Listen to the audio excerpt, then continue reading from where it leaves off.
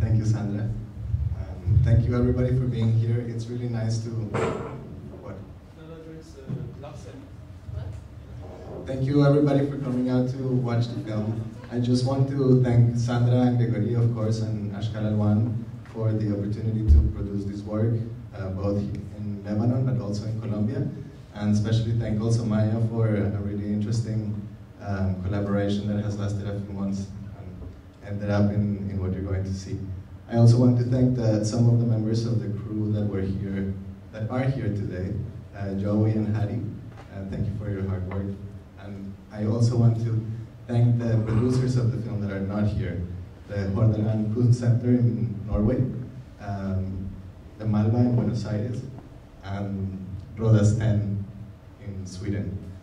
So enjoy the film, and we'll come back in a minute to discuss some points about it. I just want to say it was really great working on this project, and thank you to Sandra and Gregory and everybody who was involved in this project and bringing us together. We had an intent to collaborate, and then it ended up happening. We were supposed to be doing separate projects, and I think that's sort of the nature of the project that we're involved in. We're learning from each other, and we're each stretching ourselves and stretching our comfort zones. And we look forward to talking to you later. Like, this person had a life that had a full life, and that we didn't want to accept that her life ends when the court decides something. So we wanted to fantasize what alternatives there were, and then we worked back because we knew we wanted to do something transnational in some ways. So we came back to this idea, and the tricky thing about archives as well is that oftentimes when people enter the archive, is a highly gendered space. It's a highly classed place. And usually women and people who have unnatural bodies or unnatural desires enter through criminalization. And we wanted to expand that framework to reflect the full lives that people actually live, the fullness of unnatural desire, the joy of unnatural desire in some way. The other thing that's interesting about laws... And also in relationship to that, of course it is a story that could have not taken place. Noor is living in 1803 in Beirut, Martina is living in Colombia. But the idea of bringing these stories together, as impossible as they may be, was this idea of kind of putting a sense of a certain kind of queer sociability of sorts. Like allowing them to actually have a friend, allowing these characters that would exist submerged in oblivion, a sense of camaraderie, even if it's not a believable thing, even if it may seem forced to some extent. The idea of having someone to talk to, I think, became very important, which is actually something we were basing off of certain projects of pen pals with people in prison. And in particular, the Silvia Rivera Law Project, where people are writing letters to people that are in New York, in the United States, where people are writing letters to LGBTIQ, etc., people that are in prison, and it becomes a way of having contact with the outside world. So this outside world was literally like a very remote geography, cultural, political space, with the attempt of creating that conversation. So I don't know if anyone has any comments or critiques or...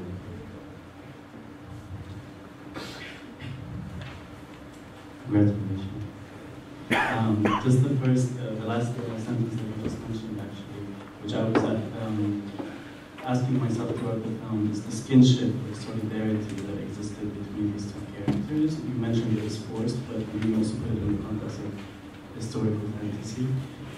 But it kept raising the question of this, is today grouped in the queer desire, but not necessarily at the time, just like this unnatural way that each of these two women were experiencing. I'm not necessarily asking for a justification, but it was actually interesting to me that these two were kind of married.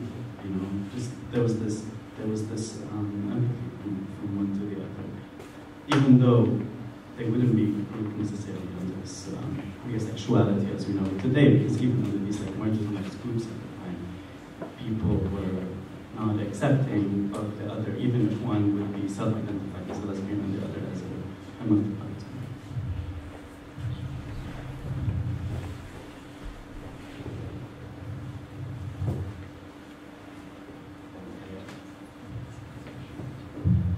Congratulations, I thought that was really beautiful and plays so much with questions of memory, the archive, body, desire, etc. I was curious, are there historical, I mean, I'm sure there are historical archives of the Ottoman Empire, but are there sort of sodomy cases that factor into the Ottoman Empire? And like, what was the decision to sort of base half of the film on a somewhat, fictionalized narrative of an actual archival document, and the scenes of the archive juxtaposed with the words, which is phenomenal. But was that the question ever raised to potentially look for some archival trace or historical evidence of a case of female quote-unquote sodomy from the Ottoman Empire, and extrapolate from that versus inventing what seems to me a very plausible and, again, inventive and beautiful narrative? We didn't have a chance to do extensive research, but we had the opportunity to do some research, and what we found was an absence of finding these materials. And one of the explanations I was able to find throughout the research was how the Ottoman courts were actually very relaxed when it came to cases like this, because it was the place of the family and culture to take care of that repression, quote unquote. So I think we could have potentially gone to Damascus and to Istanbul to look in the archives and find, because maybe there are certain cases, but another thing that I found, at least in the research here with you, I don't know if you guys we found, I mentioned where actually there were potentially some sodomy cases, but not some female same-sex relations at all, because it was a very private kind of sphere at the time. No, I think that's something that we thought about a lot, and part of the reason why it's historical fantasy is because the gendering of the archive itself, and the gendering of talking about unnatural desires and unnatural bodies and unnatural sexualities. And we really wanted to emphasize female-identified desire and discourses on the body and on pleasure. And that's really why we wanted to use the stroke of historical fantasy, because it allows us in some ways to maintain or insist on the anchoring of these stories in female-bodied people or female-identified people. And the archive of sodomy is mostly male. So we came into this project with a few things in mind, one of which was to make a movie about women.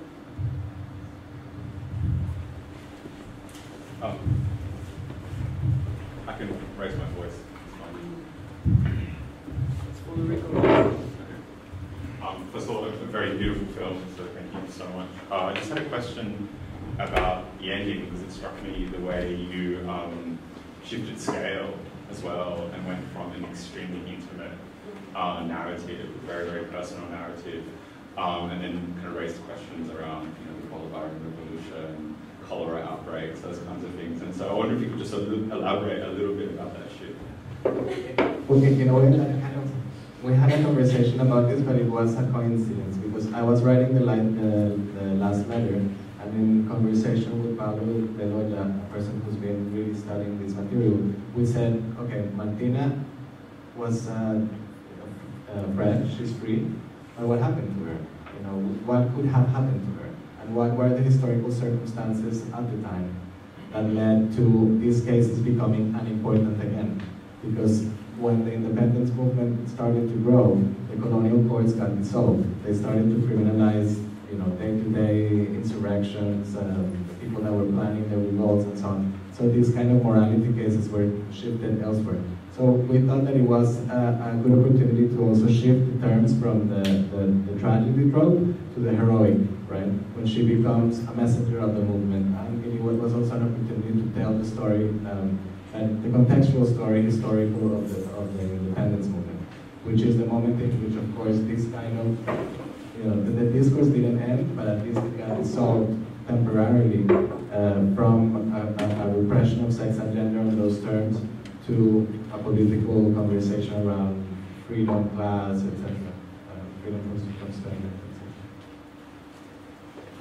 I think one of the ways we decided to also, a lot of these historical details give texture, and they're really a refusal to imagine like tragic life. So Martina has, love after the case. She has meaning. She's involved in these national movements, which are so historically significant. And that's, people, the way people live their lives, and that's not often the way that people's lives are talked about. The other thing is, for Noor's story, it was very important for me personally to write about Damascus and Beirut historically as a relationship that is very different than the one today, and especially given the political situation today and the xenophobia in Lebanon about Syrians. So I really wanted to, and we talked about it, and we decided to really give this the historical significance that Damascus, the fact that Beirut was like a backwater to Damascus, right? And we wanted to really bring that alive, particularly with the fact that you cannot go to Damascus. There's you actually cannot enter anymore, which is why we juxtaposed the border scenes. Yeah, that part was very good. Thank you. So that was sort of the reason for ending in those ways, to give texture, to give a sort of sense of fullness, and to give also a sense that these people's lives are not defined by their desire either. They have, multiple registers through which they live their lives. Anyone else?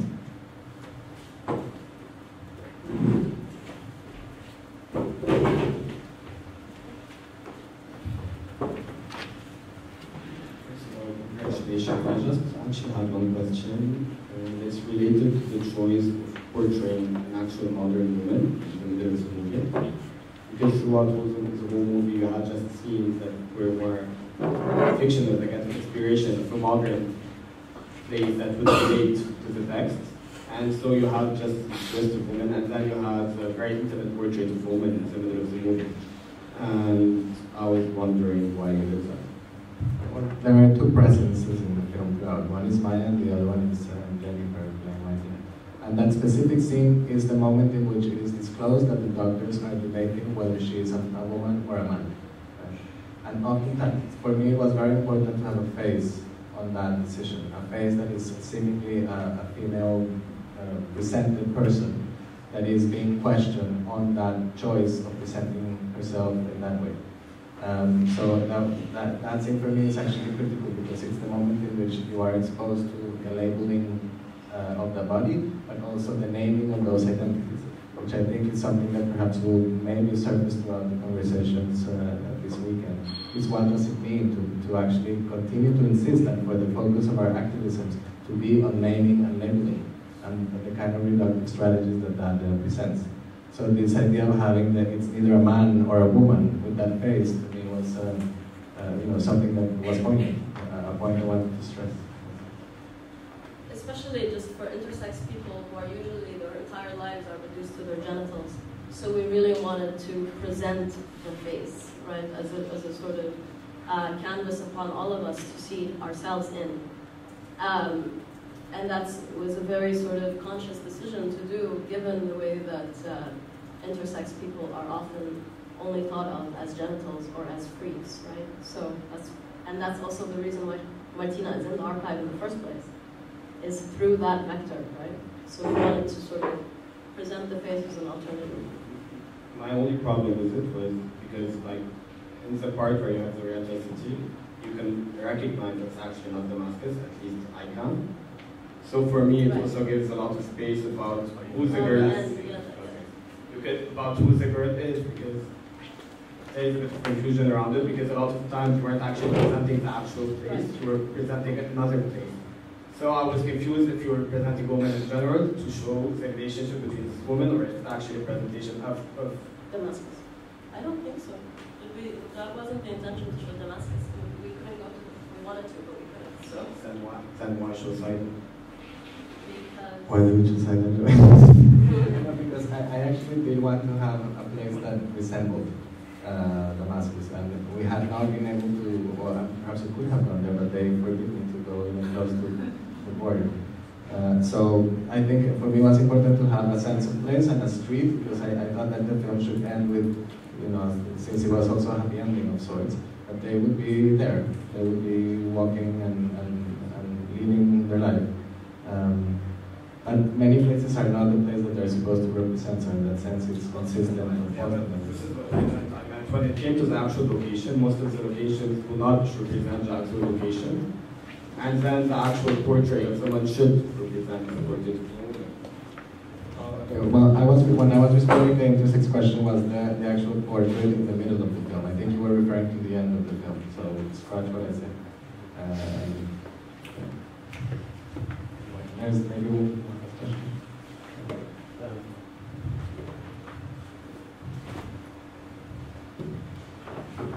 First of all, thanks a lot. It's a very nice film. It's not really a question, but it could be. It's a little bit. It's a very. I think it's like a remark. I thought it's very interesting in the film how the language of the archival, because the archive is something like in limbo, waiting to be awakened.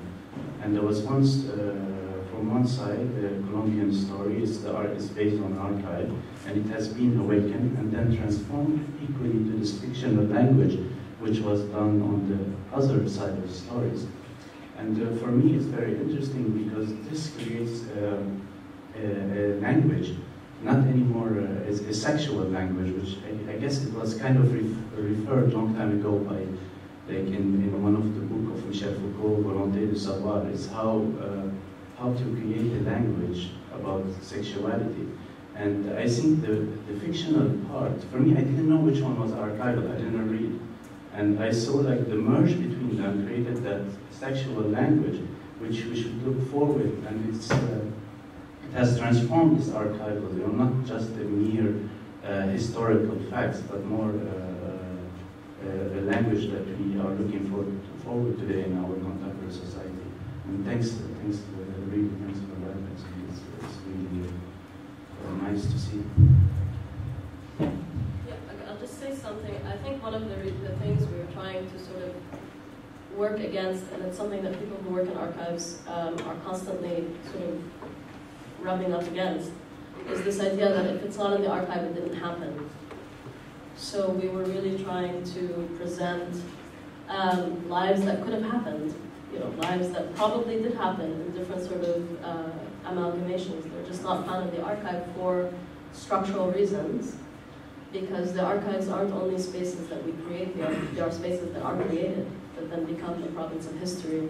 So it ends up being that if you don't find, for example, same-sex desire in the archive, you say, okay, well, those things maybe didn't happen, or they didn't happen as we think they did, or there's no way that people live their lives in ways that aren't recorded today. So we were actively actually trying to think about the archive sort of like the trio, actually, more than a Foucauldian sense of like thinking about the archive more of not what happened, but what is said to have happened, right? So then thinking what else could have happened, this sort of imaginative space that opens up. But I mean, it created this language for this movie, this Yeah. archive, which is a fiction. It becomes a fiction because that's. I mean, and actually one of the things, and I just thought about it when I watched it now, is whether the mentioning that there is a fictional and a real story is needed. And I think that I may actually remove that. Because it creates a, I mean, it's not needed. I don't think it's needed. I actually think that maybe that can be, that we can lose that and have the references visually, because the archive is represented physically and the paper going and so on. And I think that that may actually open up a different kind of reading along the lines of what you were saying, that will not anchor it specifically on it insisting on being a document. Exactly, because I didn't read any, but I was shocked that you were telling it's an archive, that you can see it actually. Yeah, thank you so much for your questions and for watching.